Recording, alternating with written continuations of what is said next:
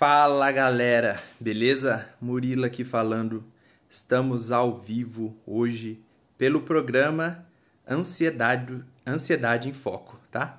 Sejam todos muito bem-vindos a esse programa aí, tá bom? E qual que é o objetivo desse programa, gente? O objetivo é que você retire várias dúvidas que você tenha sobre a ansiedade e assim você ter a chance de estar controlando ela melhor e diminuindo ela, tá bom? Hoje vamos falar sobre o quê? Hoje o tema vai ser sobre uma pergunta aí, uma dúvida que as pessoas têm por aí. Será que a ansiedade pode matar? O que vocês acham, né? Vamos discorrer disso aí no tema de hoje, tá bom? Vamos lá então, tá? Pelo começo, lógico, né? Primeiramente, antes de responder essa pergunta, vou falar para você por que é importante você saber disso, né? Por que é importante você saber se a ansiedade pode matar ou não? Por causa que é o seguinte, gente, quando a gente sabe que algo pode acontecer ou não pode acontecer, a gente já tem o controle sobre aquilo, entendeu? Porque quando algo fica nebuloso, que a gente não sabe muito bem como ele funciona, a gente fica preocupado com isso. E a preocupação pode estar tirando a nossa paz, né? E tirando a nossa paz, aquilo lá fica ruminando na nossa cabeça. Eu vou dar um exemplo para vocês, ó. Vocês lembram quando vocês foram para a escola, algum curso, ou a faculdade mesmo, assim, ou começou um emprego que vocês não sabiam, assim, ó, por exemplo, vocês começou um emprego hoje, amanhã vocês têm que ir para lá. Aí você não sabe que ônibus você pega, ou que trajeto que você pega com o carro, ou que caminho que você vai para ser mais rápido ou não, ou como que você vai chegar lá, se você vai chegar atrasado. Você não fica meio preocupado com isso? É porque você não tem informação daquilo que você vai fazer, né?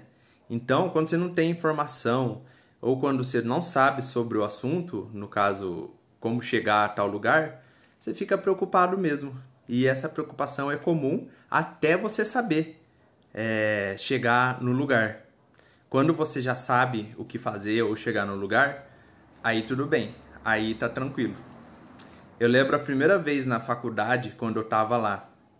Nossa, eu chegava muito cedo. Começava às 7 e pouquinho as aulas, não é muito pontual, acho que em lugar nenhum, né? E eu chegava cedo pra caramba, não sabia onde era a sala, não sabia como fazer, e eu não ficava perdido e não conhecia ninguém. E isso daí foi nos primeiros dias. Depois você vai se acostumando com a situação, você sabe como que aquela situação acontece, então você vai ficando menos preocupado. Quando você tira a preocupação, vem aquela paz, né? Aquela certeza. E essa certeza aí que pode estar te confortando bastante, tá bom? Vamos falar com o pessoal um pouquinho, já tá falando aí, o Alexandre Pereira. Boa noite, Alexandre. Depressão, ansiedade e síndrome de pânico matam? Vou falar já pra vocês, hein? Eu já vou falar isso daí. Boa noite, Crislane. Eu tô explicando primeiro o contexto, tá, gente? Pra depois entrando mais a fundo nisso daí, tá bom? E o o benefício que isso gera, né, gente? De você saber, no caso, se a ansiedade mata, ou como a Alexandre aí falou, se a depressão, a síndrome de pânico matam. Olha, Irineu, boa noite aí, Irineu. E isso daí traz o benefício de quando você já está sabendo de alguma informação, quando chega algo de assusta que você não sabe, na verdade você já sabe lidar com aquela situação. E você sabendo lidar com aquela situação, você não fica preocupado. E você ficando preocupado, você já fica mais em paz daí, né? Por exemplo, quando você ficou preocupado, vou dar um exemplo de vocês agora, que pode acontecer, tá? Não sei. Vocês ficaram preocupados quando vocês não sabiam certinho quando vocês iam receber o auxílio emergencial, ou a época da pandemia, quando vocês não sabiam como ia ficar o salário de vocês? Eu fiquei muito preocupado, porque o meu salário ficou uma bagunça daí, e eu não sabia como que eu ia fazer as coisas, e é uma preocupação real, mas daí quando a gente se ajusta e a gente sabe como que vai funcionar as coisas, a gente fica mais tranquilo sobre isso daí, né? A gente fica mais estável. Também, como eu dei o negócio lá do curso, o novo trajeto, o novo emprego, a gente não sabe, porque é novidade, a gente não sabe como que vai andar as coisas daí, entendeu? Vamos ver o que o pessoal tá falando aqui, ó. Oi, Rô, um beijão, saudade daí. Oi, Irineu. Manda um salve pra minha esposa, Selma, ela gosta muito dos seus vídeos. Salve aí pra esposa do Irineu. Salve, Selma. Por onde começar então, gente? Qual que é o melhor momento, quer dizer, para se lembrar disso? Isso daí você lembra quando você está na crise de ansiedade ou quando você acho que vai sentir a crise de ansiedade. Porque agora eu vou falar, a ansiedade não mata, tá? Ansiedade não mata, síndrome do pânico não mata e nem a depressão mata, né? O que pode matar, eu falo dos outros, vou falar dos outros transtornos aí, porque acho que o Irineu falou, quem que falou? O Alexandre falou, a depressão, ela tá muito próxima ao suicídio, né? Quem tem depressão tem mais... E a depressão grave, né? Não é a depressão que tem depressão em vários temas, né? Mas eu não vou discutir isso porque não é o foco do assunto. Mas a depressão grave é o que pode levar a pessoa à ideação suicida, de pensar. Mas os outros realmente não matam, tá? E eu vou explicar já para você qual que é o melhor momento de você lembrar que a ansiedade não mata. Então grava bem, a ansiedade não mata, gente. Quando você sentir a crise, né? Ou sempre que você sentir aquela sensação de morte. Porque a ansiedade passa muito disso, principalmente quem tem síndrome do pânico. A pessoa acha que vai morrer, vem aquela sensação, mas realmente ela não vai morrer. Mas a sensação é muito eminente que ela vai. Mas, na real, ela não vai. Tá bom? Cláudia. Boa noite, Cláudia. Um exemplo de como você pode fazer isso, gente. Agora já vou pro exemplo direto, tá? Quando você, se por acaso você já sentiu seu coração disparar, achar que vai ter um AVC, se achar que vai tá passando muito mal, você pode lembrar assim, ó, se por acaso você fez exames de saúde em qualquer área, vamos supor assim, do coração, você pode dizer assim mesmo, ó, eu fiz exame de coração, eu fui no médico, ele falou que tá tudo certo, eu tô de boa, né? Então isso daí são só sintomas da ansiedade que eu tô sentindo agora.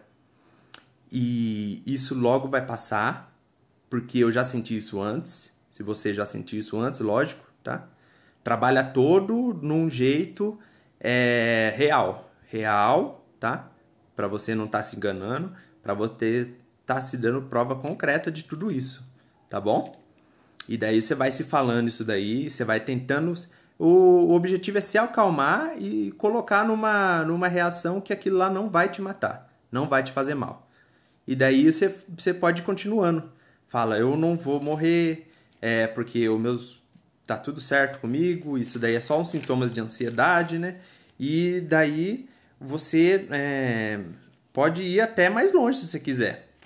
Falando assim pra você, ó. E outra, eu fui no médico, você pode falar pra você mesmo tudo isso, tá, gente? Em nível da mente, você pode falar isso pra você mesmo, você não precisa ficar verbalizando. Pode falar, entendeu? À frente do espelho, alguma coisa, se você achar melhor, se achar que tem mais força, isso daí, pode falar também sem problema. Aí, mas quanto mais detalhista você for pra você mesmo, melhor, porque daí você vai se convencendo e daí a ansiedade, esses sintomas pessimistas não vão dominar mais você com tanta força. Mas isso daí é com tempo, com persistência, tá? E você vai se falando isso daí também, tá bom?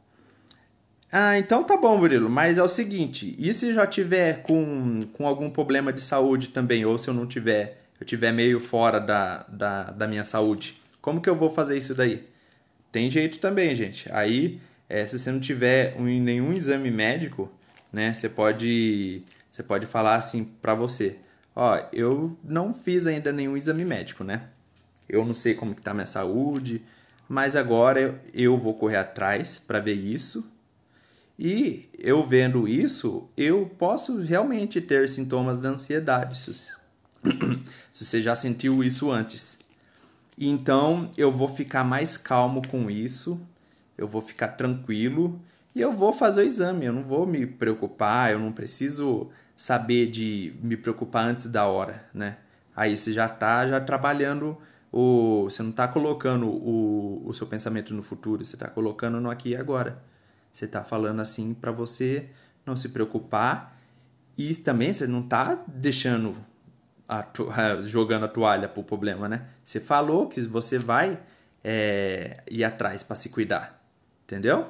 Já viu como que é um jogo mental para você ir colocando, fazendo as suas coisas, mas não se preocupar tanto com isso, entendeu? E daí se você, aí tem aquela outra, Murilo, mas agora eu comprovei, peraí gente, eu vou pegar uma água aqui que a garganta tá difícil.